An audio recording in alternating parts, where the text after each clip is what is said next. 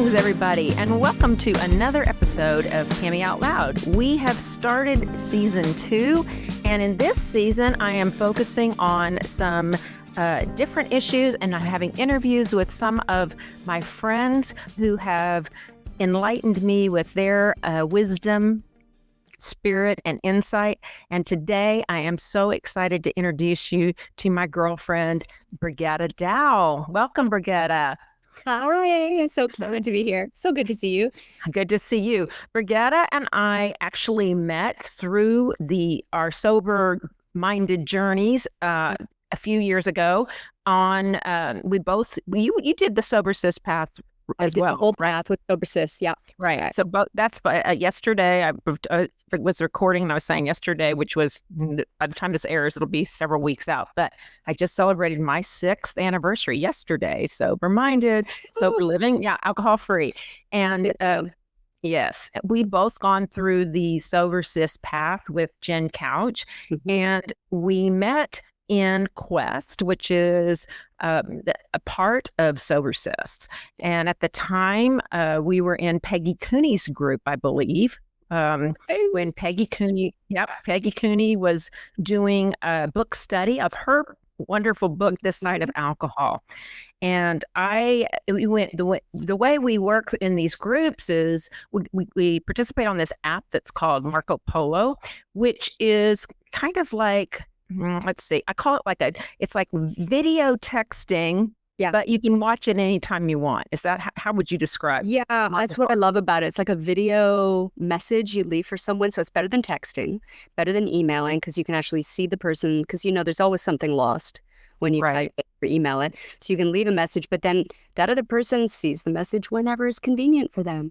So you're getting your point across, and they're receiving it ideally at a time when they're ready to hear it. And it was so good for support with giving up alcohol, because you can pop in there anytime you want and just say, oh, I need support. And someone is going to be, if you have a nice big group of people, someone's going to pop in there and listen to you almost immediately and respond.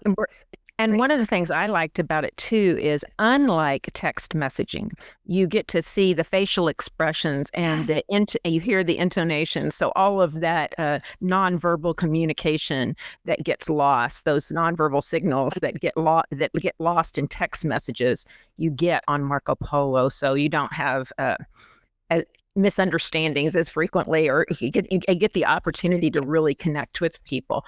Marco Polo is a great app. It's free. You can, and they also have a paid subscription, but you can do everything you want with the free app, pretty much, a lot of it. And I know lots of people that use it just to communicate with friends, but it really is ideal for groups of people too that are you want to connect in support groups, which we're going to get into with you. Yeah.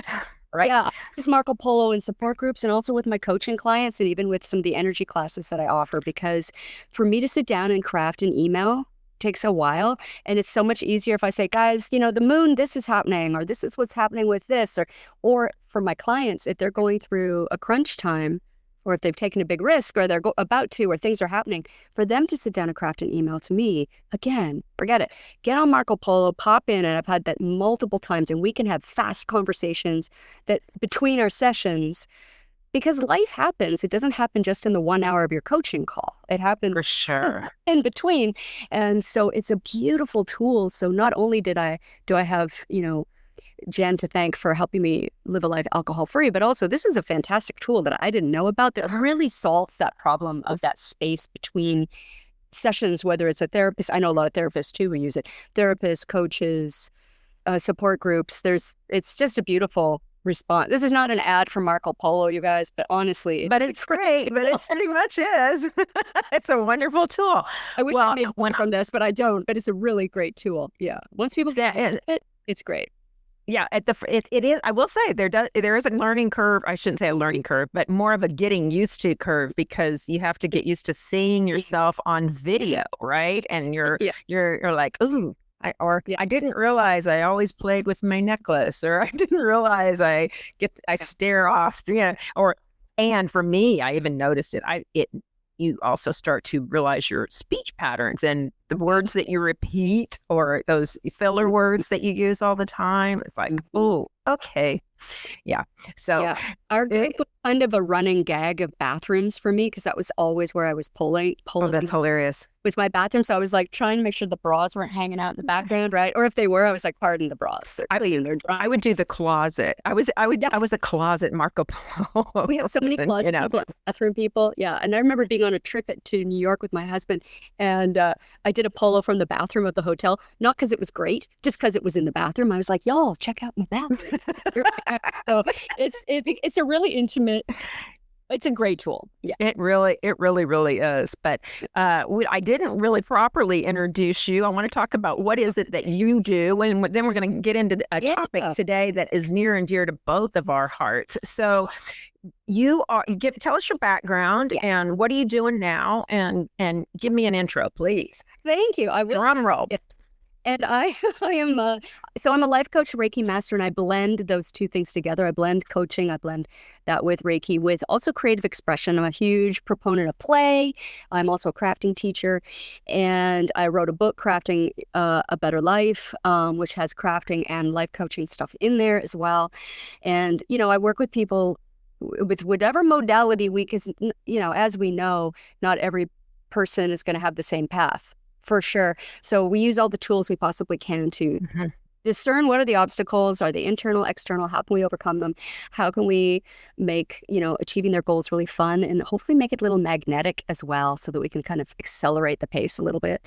And so that's what I do on Zoom. I work with people one-on-one or in groups. I have multiple ways to work with me. And you are based out of LA, is that correct? Based out of LA, yeah. But you work with people all over the place. I work with all over. I have clients in Europe. I have a client in Hawaii. I wish I could move to Hawaii, but that's another polo. That's another podcast, rather. But so that is how I work with people, and I don't only work with women, but most of my clients tend to be women, and therefore food and nutrition and health or lack thereof is often a topic for because if you're not supporting yourself with your health, it's going to become an obstacle if it isn't already. Right. And so the food, when I approached you, it was something that I've been working with a lot of people on. I call it food, the gift that keeps on giving, because we all have to eat every day. And if you don't have a great relationship with food, this is going to impact your life, period. It is. If you're emotionally eating or if you are restricting how you eat, it's going to have an effect on your life. And if you take a look at how you eat, which is it's a daily thing, it's an opportunity for compassion and for curiosity. And ultimately, when you combine those two things, then you have personal growth. And then you can create real change in your life. And honestly, of all the things I've eliminated from my life or brought into my life, my daily experience of food, if I'm willing to be curious, that's all I need. That's all I need to grow, because it will tell me everything I need to know about myself, or at least it'll give me the doorway, let's say that, to being curious about what's going on. Why am I eating when I'm not hungry? Why am I refusing to eat when I'm starving? Interesting. Yes. And like you pointed out, we met through giving up alcohol. Well, as you point out, you can't give up food. Other addictions, whether they're drugs, alcohol, smoking, whatever, that's like, oh yeah, you can live. Yeah, you can and live without them, right? You need to, right? But food, you cannot just say, I'm not going to eat anymore. You have to have a relationship with food. So today, what we really want to talk about is, how do people find their peace with food, right? How is that? And one of the, some of the tools that we learned through our sober journey path, I think are applicable here. And I'm just so curious about your approach. And let's first talk about maybe your own struggles that you have had with food.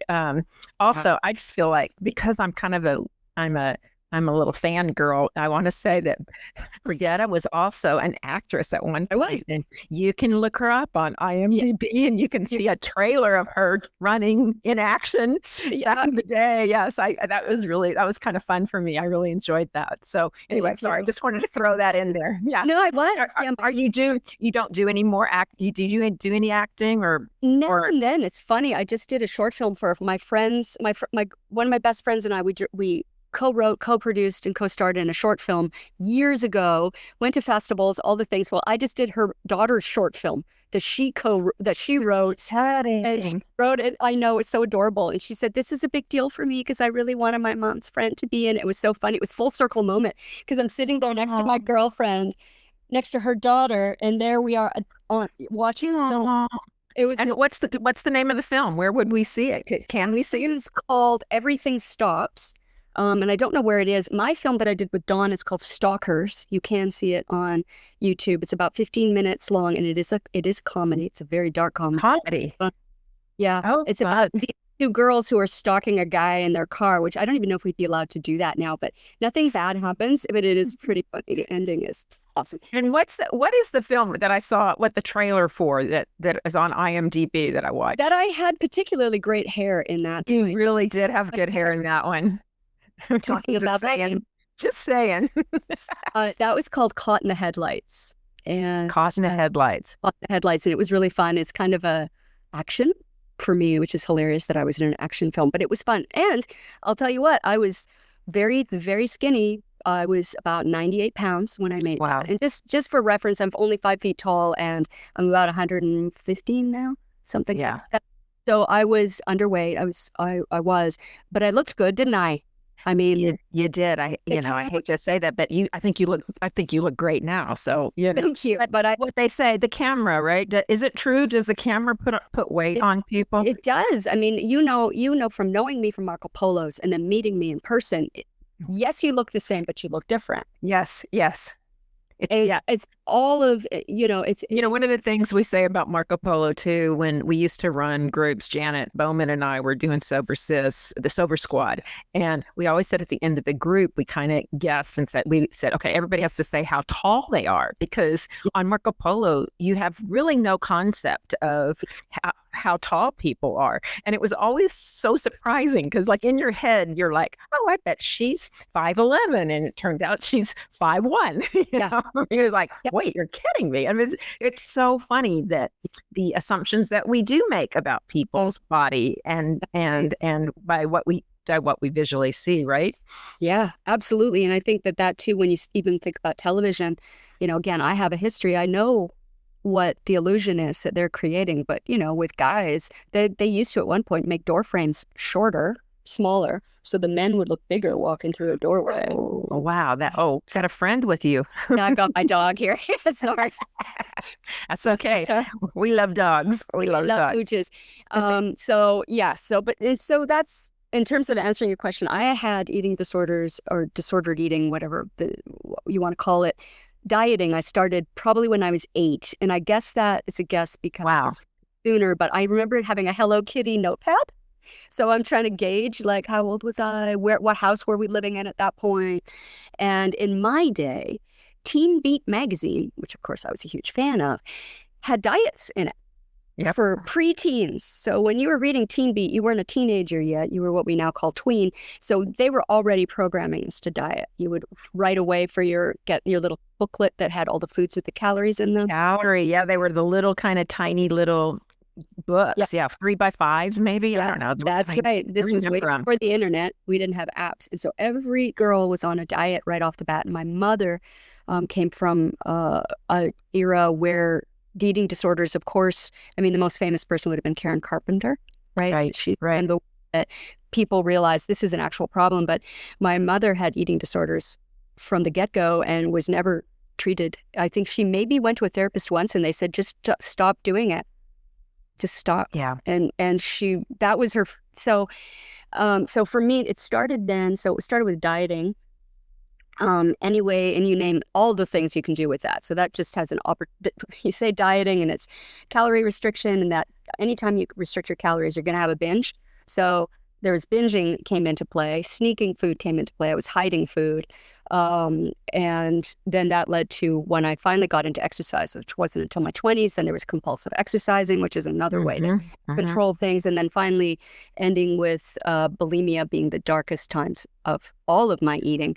But at least it showed me that I had a problem, because prior to that, it was absolutely 100% socially acceptable to do all the things I was doing. And as an actress, it was expected. Like, it was not weird to say, oh, it's midnight, I'm going to hit the gym. Oh, look at you, you're so disciplined. Or, oh, craft services or lunch catering. Oh, no, I'm not eating. Oh, okay, you're right. Like, that was just normal. The crew was eating, and the actresses are in their room not eating. Well, and I also think, isn't there kind of a link to also smoking, right? A lot of people smoked instead of eat. I smoked, and that used to be the thing on the series that I was on in Canada. So yes, I was also an actress for about 10, 15 years professionally in Canada and the United States, mostly TV movies. So if you IMDb, you'll see some pretty fun TV movies. And we would smoke instead of eat. We'd go to craft service and we'd just be there smoking. And then I like to joke that I hit the trifecta. I was addicted to alcohol, tobacco, and I had disordered eating. Those are three. Wow. Those are tough. Okay. Which do you think, as you have combated them individually and trifecta, as you would say, which one do you think has been the hardest one to sort out? I will say two. Physically, smoking was the hardest because the physical withdrawal was pretty fierce. I was about 20 when I quit, so I could handle it. But and we didn't have patches and things like that back then. Physically, that was a tough one, and I didn't know anything about nervous system regulation. I didn't know anything about that, so I was literally cold turkey going at it. So that was really hard. I used to say that was the toughest thing. It isn't the food. Your relationship with food, because it's a daily thing. With alcohol, for what it's worth, you can white knuckle through a bad event, or you can.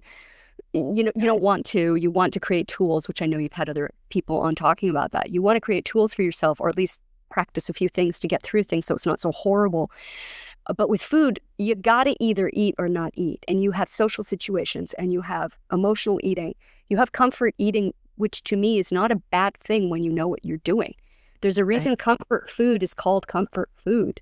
But it's when you use ice cream, and for me it's cookies, any kind of baking good. If you use that as your only coping strategy, you're going to have a problem at some point, because there's no nutritional solution to an emotional problem. I didn't make that up. I stole that from Glenn McIntosh, but it's true. Say it again. There is no nutritional solution to an emotional problem. I like that.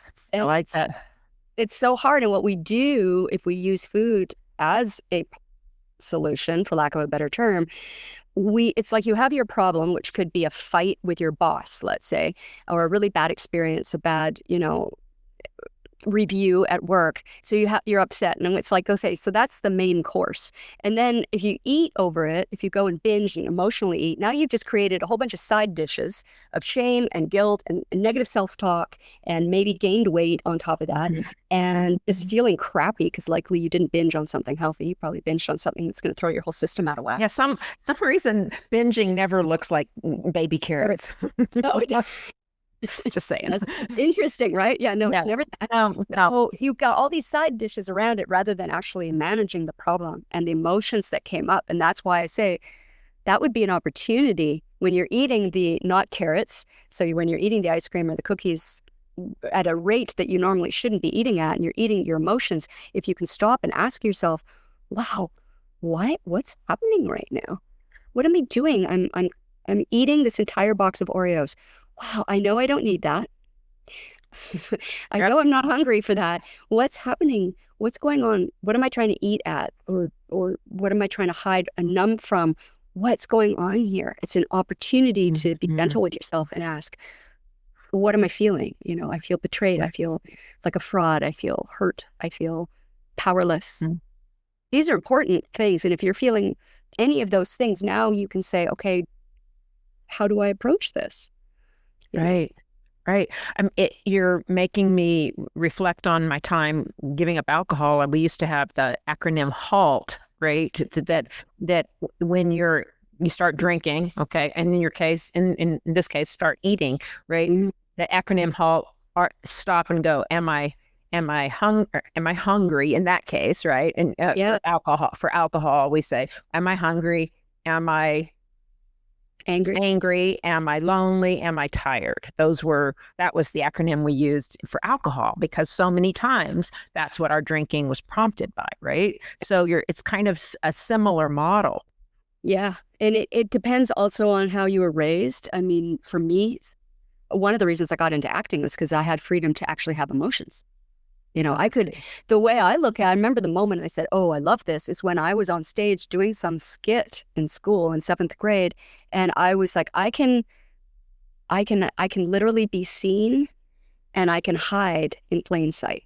Like, I'm behind someone else's words, someone else's character, but I'm me. But here I am. I get to be here and I can feel all the feels. Wow, Which is why I loved it so much. But that was not very acceptable in my house for a lot of different reasons. So everything became food. Plus, at a young age, I used dieting as a way to rate whether I was a good person in the world, because you don't know yet. And so it was, well, how many calories did you eat today? How much do you weigh? What size are your jeans? Exactly. Right. Yep. Yeah. Yeah. And these are measurable, but they're measuring what? But they are measurable. So that it's just... What was it that you said yesterday? We were having a little conversation talking about this interview, and what was it that you said about the on your tombstone, your grave marker? What was that quote? Yeah. Oh, from Janine Roth, who, by the way, if anybody wants to read anything, who's the guru of getting over emotional eating, it is Janine Roth. She's wonderful. And I remember her saying, you don't want on your headstone it to say she had thin thighs. And nowadays it's like she had thigh gap, which is right? The new gap. Yeah, thigh gap. Thigh gap. Like, is that what you want? And what I keep saying to people is, you are so much more interesting than how many calories you ate. You are so much more interesting than how you feel you're going to look in that outfit. Put the damn thing on. If you like it, wear it.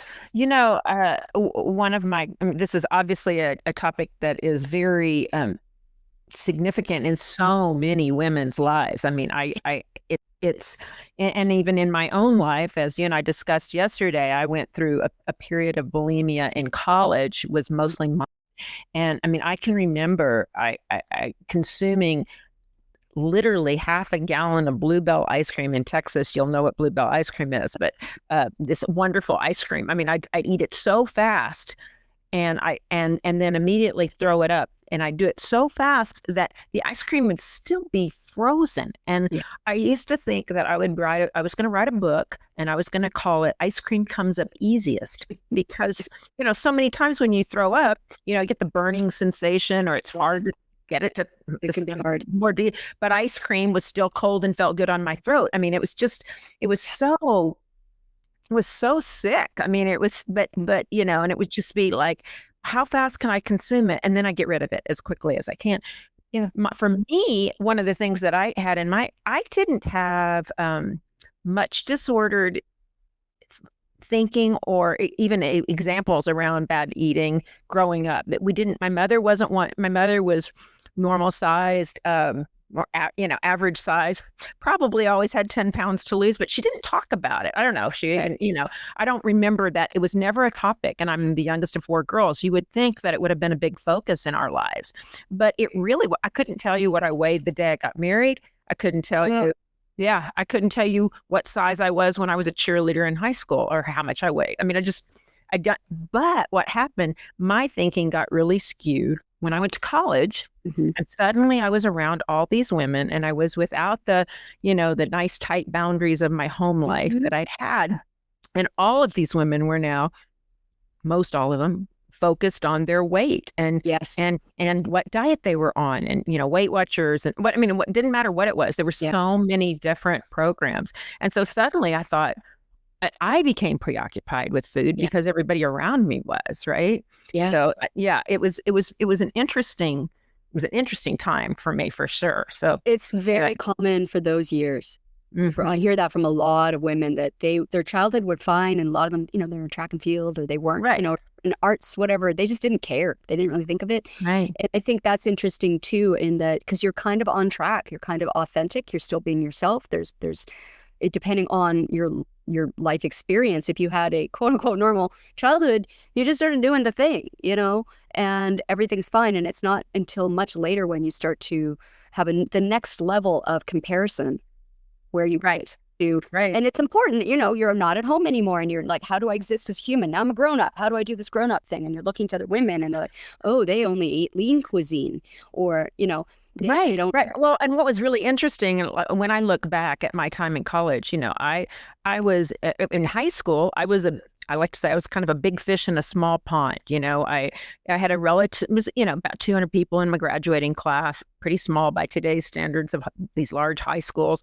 I was a cheerleader. I was best president, student council. I did all these different things. I got along well with the teachers. I loved, everything was kind of, I had my boyfriend, had my things, everything was good. I thought I was very stable. Then I go to the University of Texas, 1,200 miles away. I was living in Canada at the time and went to University of Texas then. And now I'm living in a dorm. Well, I don't want to say every single one of them, but all those girls were also high school cheerleaders, and were also, they weren't, not only were they vice president, they were the president of the student council, and they were homecoming queen. And it was like all of a sudden I'm comparing myself to all these other women going, wait a second, I'm not special here, and it really kind of rocked my world in terms of my identity of who I was at that time. It's like, I thought I had all this self-confidence, and then I realized, no, I just had a very controlled environment growing up. And then I was released into the wild, and it didn't work out so well for a few years, And also, I'm sure in those dorms, the eating disorders were running rampant. For you to not be on a diet would have been really weird. Right. When you're trying to fit in, the last thing you want to do is be the weirdo over here. I was the weirdo in school, but I found theater. So I was like, I found my people, so we could kind of be our weirdos over here. And the funny thing about that too is, of course, there were always football players in the theater. There were cheerleaders in the theater. So we were all there, but we were just sort of little different. And still you want to fit in. I mean, that's a human trait. That's in our programming. We cannot escape that. It's a survival mechanism. So it made sense. You probably saw girls weighing themselves and restricting. I can still remember, like, we had unlimited salad bar that was part of the dorm package, and I remember watching girls that would have these plates. Like huge salads, lettuces falling off, because they would be on Weight Watchers, and at the time lettuce didn't have any points or whatever it was at that particular point in our life. And it's like, and I'm thinking, how the hell are you going to eat all that salad? But it was all about, it really wasn't about having a good relationship with food. It was about finding the food you could eat the most quantity of, like, this one's okay, so I can eat as much of this as I possibly want, and it's okay. We had one girl. I'm not making this up. I am not making this up. She ate so much carrots, because she was on Weight Watchers. I will remember this. She was on Weight Watchers, and at the time you could eat all the carrots you wanted. And her carrots, and she was literally orange. You can get, her palms, like you can turn orange from the carotene, is that what it is? I don't know what it's. Yeah. So it wasn't, and you're like, oh, she's on Weight Watchers, and Weight Watchers is such a great program, and I think all of that too is another effort to fit in, for sure, but also control. I think that, when you think about when you go to college, you're at a time of your life where, like you said, you're the small fish in a big pond. Oh, you don't even know, in some ways, you don't even know what the dangers are. Right. And so you need to control something, otherwise you'll lose your mind. And the one thing you can control is what you put in your mouth. Yep. And how you manage this body. And so that's when this relationship with food and your body becomes my relationship with my body was very much something for me to dominate. I will dominate my body, and my body will do what I want it to do. And I know if I don't eat for 3 days, I will be camera ready for my audition for such and such. And then when I went out of acting into Pilates and life coaching and public speaking and things like that, then it was, well, now what am I going to do? It doesn't matter anymore. Mm-hmm. Well, it does matter. So now the rules have changed, but still dominating my body became the thing to do. So then, Isn't that interesting? Because, we will, if you, as my friend, came to me and said, for example, oh, I'm so, my back is killing me, I would say, you know what, lay down, take a nap, relax, take care of yourself. But if it's my back that's killing me, it's like, stop it. I'm angry at my back. It's like, that, like you say, it's that slave mentality. You need to, I would say, if you're saying I'm really worn out and I'm tired, I'd say sit down and rest, have something to eat. Yeah, but that to have it, have some, but I won't nurture myself that way. Right. It's like, that's right. And stop it. Get on the bandwagon. And what you're talking about is perfect about food too, because your head, you're saying, I'm in charge. You're going to show up for me in a certain way at a certain time, and we're going to push through, or whatever the words are, however that drill sergeant is in your head. When you start creating a relationship with food like this, you flip the whole conversation around. This is also why practices like yoga, Pilates, which is one thing that I also am a Pilates instructor, it's a mind-body. I used to call it the body-mind connection, because your body informs you. And when you start listening to your body and say, like one of the guidelines that I follow with Janine Roth is eat what your body wants. So no dieting, any food, all foods, there's no emotional value. There's no spiritual value. There's not good. There's not bad. There is just food. And when you listen to your body and eat what your body wants, your body will regulate itself. Now, the fear is I'm going to eat only cookies all day long, or I'm going to watch out that I'm going to clear out the local store of ice cream if I do that. The truth is, if you really listen to your body, it might want that ice cream for a day or two, but it will shift. It'll shift so quickly to foods that actually nourish your body, because your body wants to thrive. We're in these beautiful vehicles that want to thrive, and we think we're in charge. When you hand over that control to your body, you can trust your body, and that's how you have peace with food. But that's terrifying. Yeah, so that's really scary. So tell me more about that, because when you start, now you do a support group, correct? Yeah. You do an online support group, and you also coach people around this issue. So, I show up at your doorstep. What's your first go-to? This is what I'm going to say. I want you to start doing, Pam. Yeah, if it is about creating a healthier relationship with food, a couple things happen. We throw out diets. So any diet you're on, unless it's something that your doctor said you need to be on, you better do on, diabetic, et cetera, et cetera. Even with those diets, however, you can implement Janine Roth's principles, because they are how people behave around food without craziness, basically, without disorder. And so I would be saying, number one, no diets unless it's doctor prescribed. Throw out the scale. Don't say that. I know. Everyone's like, ooh, but that's the good. I have a client, she put hers in the closet for 3 months. So she couldn't throw it away. I said, that's fine. Absolutely put it in the closet. And then at one point she was going to take it out, and she said, why am I taking this out? What is this going to do for me? Which is a huge milestone, because she realized my life is better not weighing myself. We'd done a lot of work by then. So get rid of the scale, number two, which now we're putting this in charge. The body, I'm pointing to myself for those people who are listening and not watching. You're putting your body in charge. And I always start with the very first principle, which is for one meal or snack, only eat when you're hungry, and notice if you're eating when you don't. That's it. And because if you're eating when you're hungry, then, that's interesting. Okay, you'll eat. You're already slowing down enough to notice, oh, I'm hungry. Because if you have disordered eating, you don't even know, some of us, when we're hungry, or we go from full to starving because we don't know around where the body is saying, yo, I'm hungry right now. Could be food. So you're going to eat it. But what's really interesting to me is when you're eating when you're not hungry. That's the moment I'm curious about, and I use this example because this was a personal thing for me, of going to the refrigerator at night. I'm not hungry. The kitchen's closed. We've eaten enough. I'm good. Why am I eating? Why am I grazing? And so then for me, am I bored? What is going on?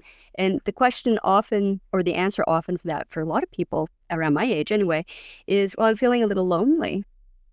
And what's interesting to me about that is, and my husband's on the couch watching television with me, and I'm feeling lonely. Now that's huge. That's like, that's mind-blowing right there, isn't it? Right. So then the conversation can, with myself, being compassionate and curious, can be, wow, what's going on? What do I want to do about that? Or do we want to do anything and just notice it right now? And that would be the compassionate thing. And then notice it a little bit more, and then maybe have a conversation or say, hey, let's try watching something else. Right. Let's do something, because now you've noticed that it's not that you're hungry. It's that there's a part of you that is looking to connect with someone. And it's, well, that doesn't seem to be working. So we'll eat just to numb this feeling that is quite base. Honestly, loneliness is painful. Loneliness is painful. And it is. And so there's a very good reason why you're choosing food.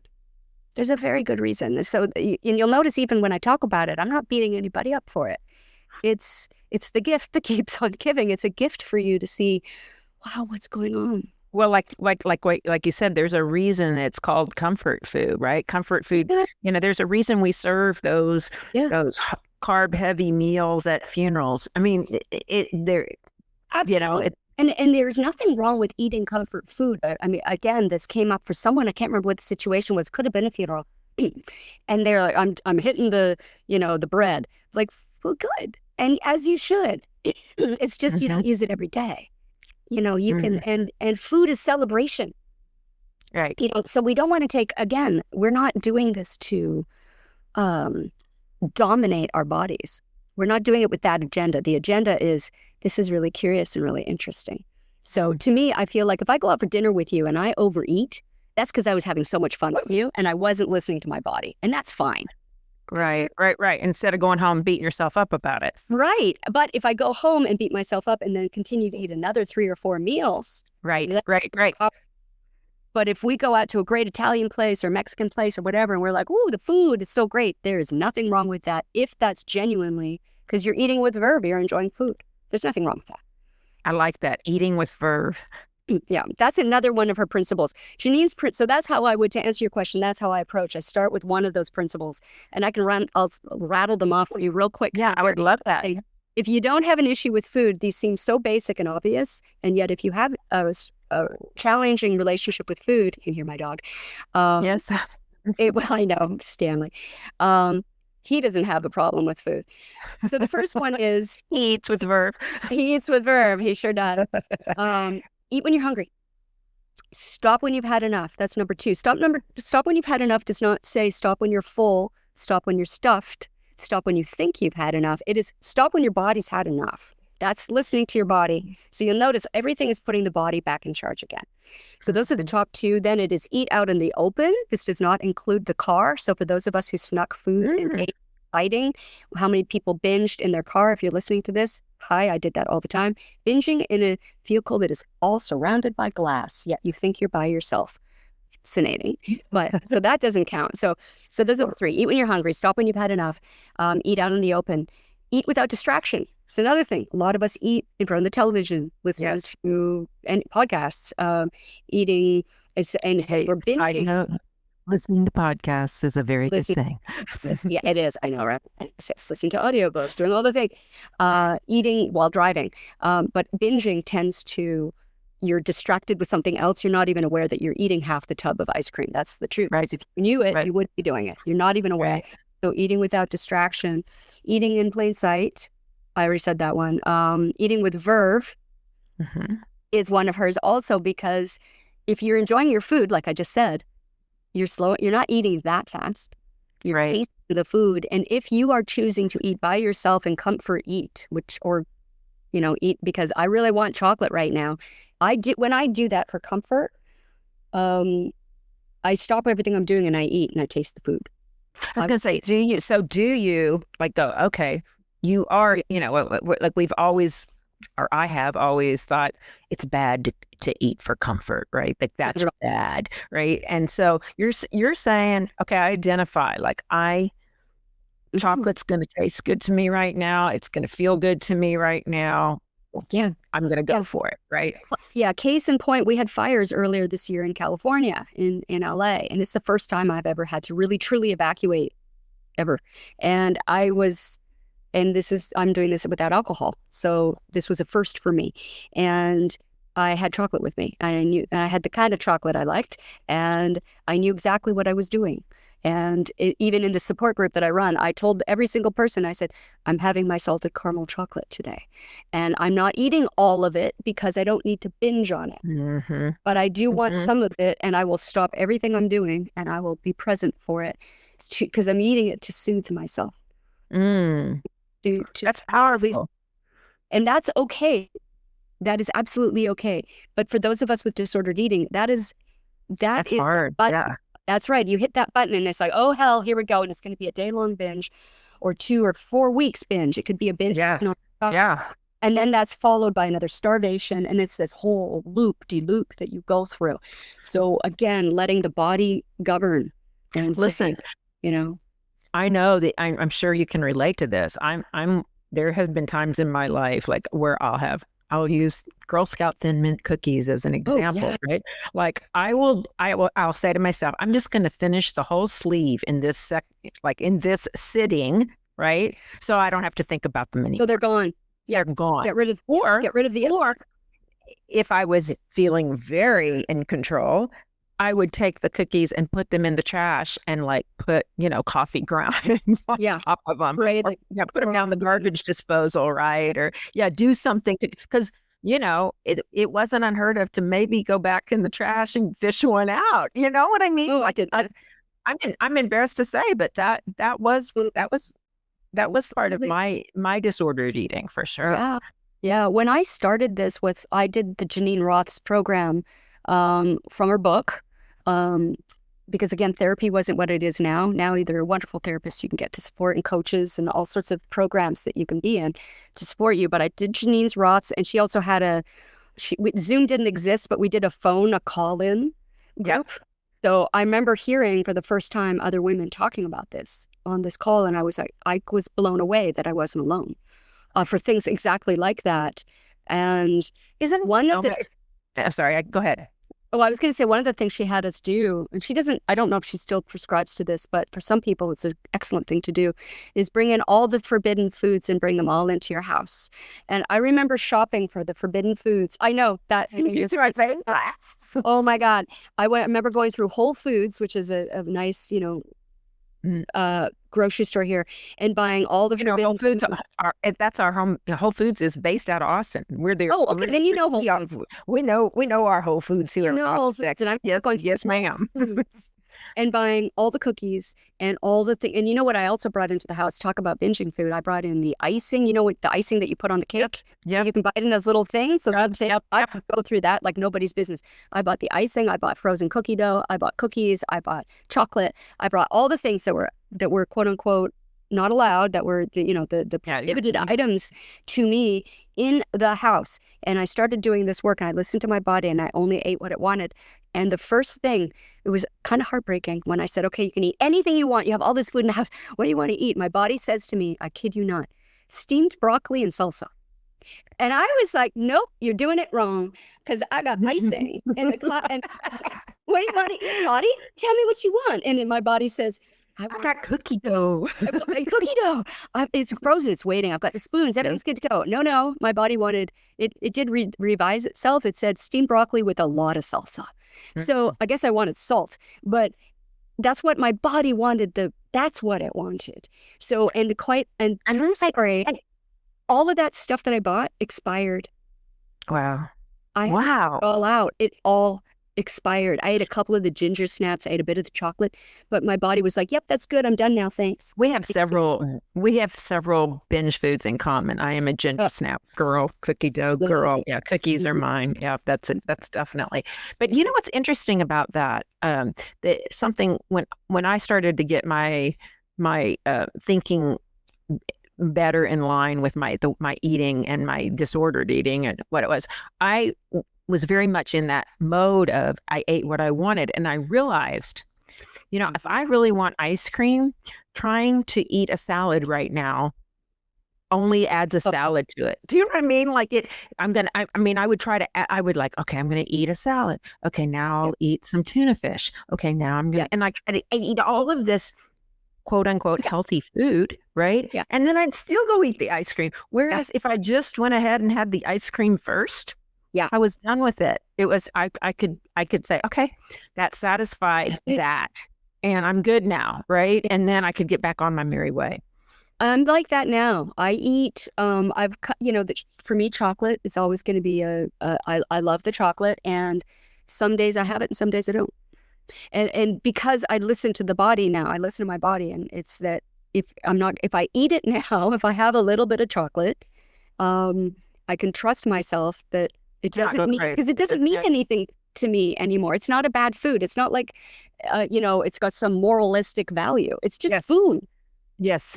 And that's what we've done to it. I mean, I had a therapist that used to say to me about feelings, that she said, Pam, what you do is you put feelings as good and bad, right? These are good feelings. These are bad feelings. You want to avoid the bad feelings. And she says, feelings aren't good news or bad news. They're just the news, right? And that's kind of the same thing with food. Like, food isn't good or bad.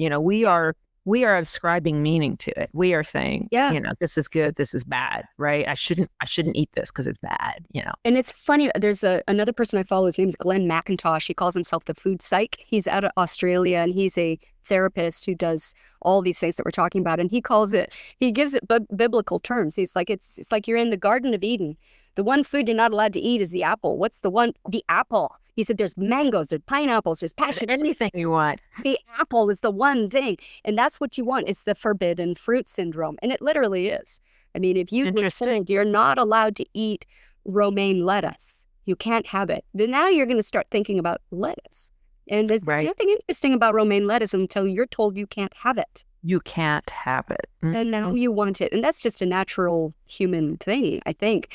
But that's when we put these moralistic ideas on our food, and it's pretty funny. If you follow that, it's the forbidden fruit. And then if you eat it, what kicks in? The binge, which is the Last Supper effect, because the next diet is going to come along, right? So you're just going to keep eating. That's why those binges can go for days or weeks or months. Interesting. Right. I have a question for you. Do you see any male clients? I always think of this as typically a female problem, and that's probably because that's females that I relate to. I know there is disordered eating for men. Do you coach any men? Do you see it or not? I don't see it at the moment in my clients, but I'll tell you what, the marketing, I'm going to blame full on the marketing industry for this, is when you look at, for example, surfing, okay, because we have a lot of surfing people here. On one side of the surf, there's a woman holding a surfboard looking gorgeous. And on this side, there's a man on the surfboard surfing. Okay? Now, he also looks gorgeous, but he's doing something with his body. She's just looking really nice. She's just holding the surfboard. He is doing the thing. And that's a problem, number one. So little girls are getting that at a very early age, whereas boys are getting a little bit of a different message. Now, marketing people are figuring out, just like they did with cigarettes, they're missing out on a whole bunch of people they could be marketing to. They can make men as insecure about their bodies as women are insecure about their bodies, so they can sell them the diets. So now you'll see, I notice that a lot with the dieting ads, that you see these new drugs that people are, these new drugs that are out there to help you lose weight. There are men in these ads now too, because they realize we're missing out on 50% of the population here. And they did this with smoking. It was only men that smoked, and then they realized we could market to women.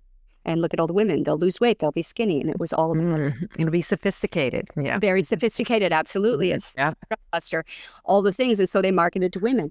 And I see it happening more and more with boys now, because they're seeing it.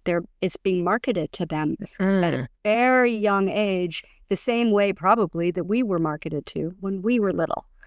And so it is happening there. I think they look a little different with men. They have a different culture in terms of what's acceptable.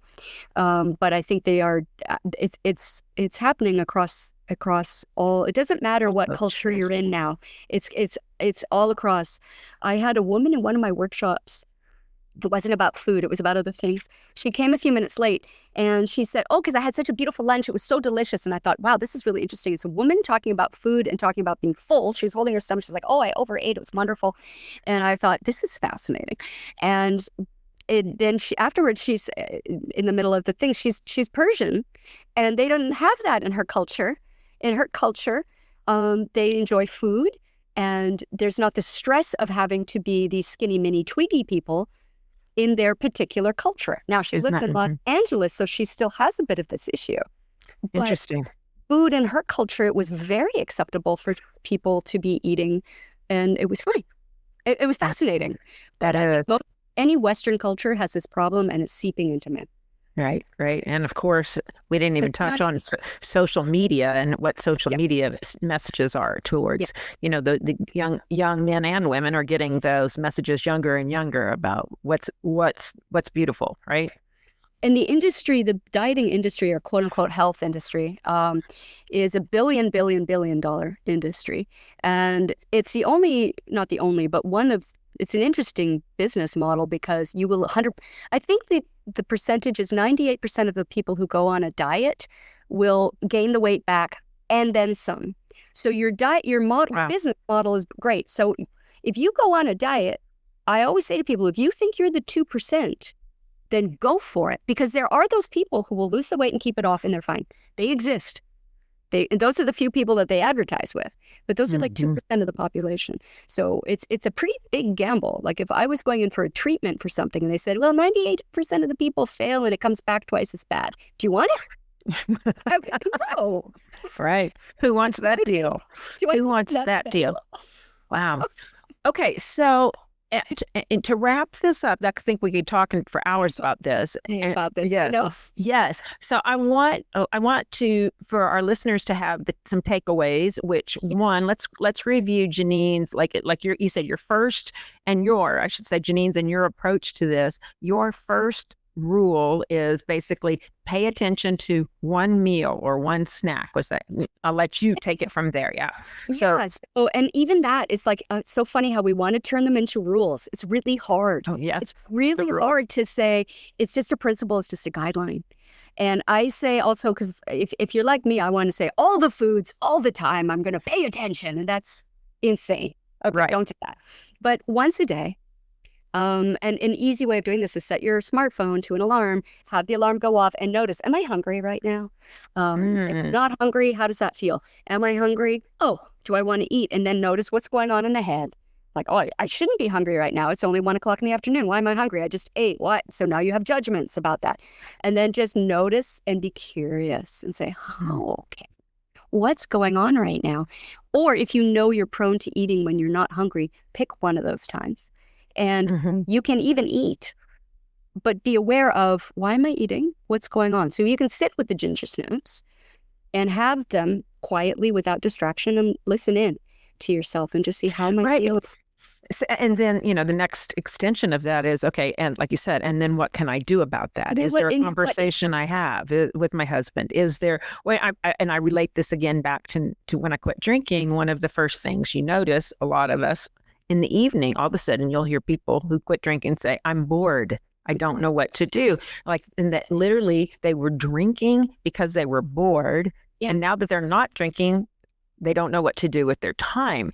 And I think we do the same thing with food, right? And so, I got, after I quit drinking, I got back into quilting and, my crafting. Find a hobby. Very important to me, and if you're engaged in being creative and and your hands are busy, I mean, you're doing something, you're working on something, you are much less prone to be grazing in the kitchen or pouring yourself a glass of wine, whatever the case may be, right? It's so true. One of my first jobs with this was with a company. I got hired to be like the Biggest Loser coach. So basically what the CEO said, I want to create a health program from all my employees. We're going to make a game out of it, and you're going to coach us. And I was like, oh, okay, that sounds like fun. And there was one man who was, I hate this term, morbidly obese, but he was very, very, very heavy, diabetic, all these things, and had quit smoking. And when I spoke to him, I said, okay, the first thing you want to do is get a hobby, because you're going to have a lot of free time. And his first statement to me was, have you been in AA? Oh, interesting. And I said, no, I haven't. Oh, interesting. I was addicted to cigarettes. I smoked 2 packs a day. And let me tell you, the amount of time you have on your hands when you give up an addiction like that. It's unbelievable. Yeah, I mean, when I remember when I coached women, and I've said this so many times before, and people would say, I'm bored, and I said, and what's interesting to me about that, like, be curious about that, because what is the one thing people say they wish they had more of, maybe besides money? I mean, money. What do they say? Time. They wish they had more time. And then, but suddenly when you have it, you're like, what the hell am I going to do with it? What? And, I want more time for hobbies, more time to visit family, more time for, but when you all of a sudden get presented with this chunk of time, you're like, Yes, it's so good. And so for me too, having that backup of knowing, I don't even know what I want to do, then have a few things ready to go. Have a paint by numbers kit, which I love. Coloring books, adult coloring books are great because they're, you can get it. Oh, that's interesting. It's cheap. It's right at the drugstore, right? You can go anywhere. Right. Super, super cheap, super doable. Have those things available. And because you won't be able to think of it in the moment. If you're like, yeah, but I'm bored, but I don't know what to do. Okay, I can color. I mean, I brought coloring books. I always bring them to the conventions that you and I go to. Oh, is that right? I always have coloring books with me just in case. So that's, I knit also. Knit. But so I just want to wrap one of the things, how can people reach out to you? What's the best way to contact you? Where can they find you? Okay. BrigittaDow.com. That's the easiest way. All my contact information is there, and then they can get in touch anyway. And also, she has an Etsy store. She is a wonderful you crochet, knit. Right? You knit. I got to get right. Sorry, you knit. That's okay. And I'll post pictures on my blog. I have pictures. I have some of your bunnies and mice. They make me happy. So she's very talented. She has an Etsy store. The name of the Etsy store is Yarn Pig Crafts. Like a truffle pig, but a yarn pig. Yarn Pig Crafts. Yarn Pig Crafts. We will have links to all of this in our show notes, so you can find her, because you're going to go, how do you spell Brigitta? Yeah, exactly. Yeah. So I will have links to all of this, but you can reach out to her if you want to hear more about her coaching or her support groups. There's so much more to this. I'd love to have you come back on and we can continue this conversation. We didn't really even get into our own personal judgments that we were talking about, like yesterday, of how our judgments inform us, and the judgments we make on other people is really a reflection on what we think of ourselves. And there's so many layers to this topic that I think is so valuable. There's so many layers, and hopefully people will write into you and say, hey, ask that. And then I'd love to, because I love perfect questions. Yeah. And that said, remember, you can always reach out to me at pammyoutloud@gmail.com or follow me on Instagram at the same handle. And thank you so much. It's so good to see your sweet, beautiful face. I always remember you from Marco Polo. You always called people pretty lady. Yeah, and I always loved that. I always wanted your lady. Hi, pretty lady. I loved that. You always made me feel good. So, all right, sweetheart. Have a great day. Peace out, everybody. Make connections. Find your community, because it's in our community that we are able to thrive and flourish and grow and learn and change. So, peace out, everybody, and have a great, great week. Bye-bye.